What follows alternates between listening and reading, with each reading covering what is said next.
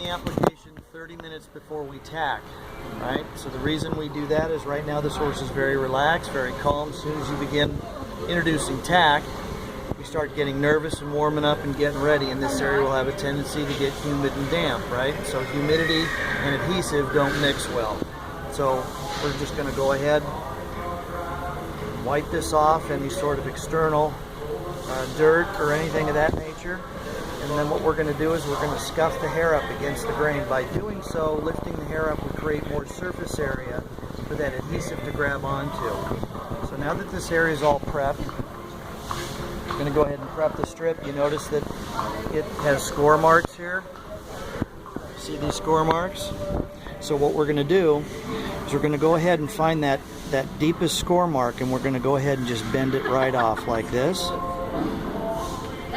All the way down. We want to create a nice deep curve there, and come over here and replicate it on the other side.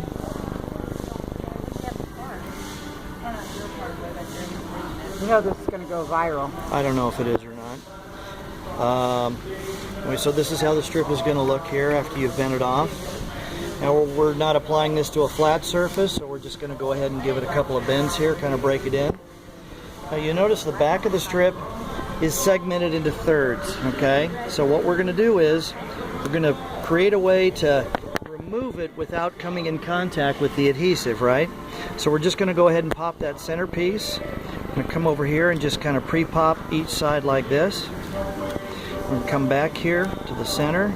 I'm going to pull it off, and I'm going to re-tack it right here and create a nice little handle. From this point here, by pre-popping either side, we can just come over and just pull this off, and we've not come in contact with the adhesive at all. We're not digging our fingers in there. We're not dropping it, you know, into the sawdust or whatever. We create a nice little handle, and from this point, we can come right up here and target where we want to apply it.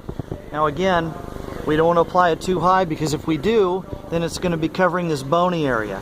Everybody has their own measuring stick. It's 2 finger widths above the top of the nostrils. That's the area that you want to target right there. Just kind of lightly tack it in. Now if the horse decides to throw its head, the strip's not going anywhere. But in this case, the horse being very nice, so we're going to come back.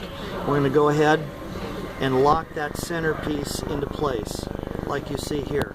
Get it nice and tight onto that hair that we've scrubbed up.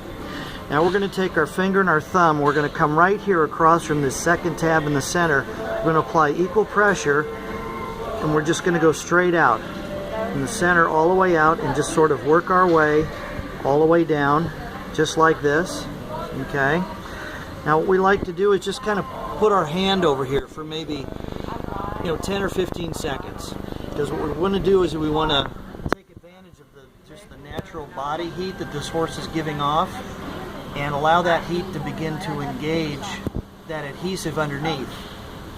Started getting to it here. So now we're at that point. We can come back here, and now you can see by pre-bending at those score marks, look how nice and flat. You can see how nice and flat all these tabs are laying down. Now, in some instances, you'll have a horse that'll have very, very thin hair right down here at the bottom. So what we'll do is just kind of give them a little help. Just sort of insert that finger up into the nostril and just kind of pinch those off just a little bit. I'll come over here on this side, give it a little pinch. Kind of helps ensure that these bottom tabs are locked in and they stay in place.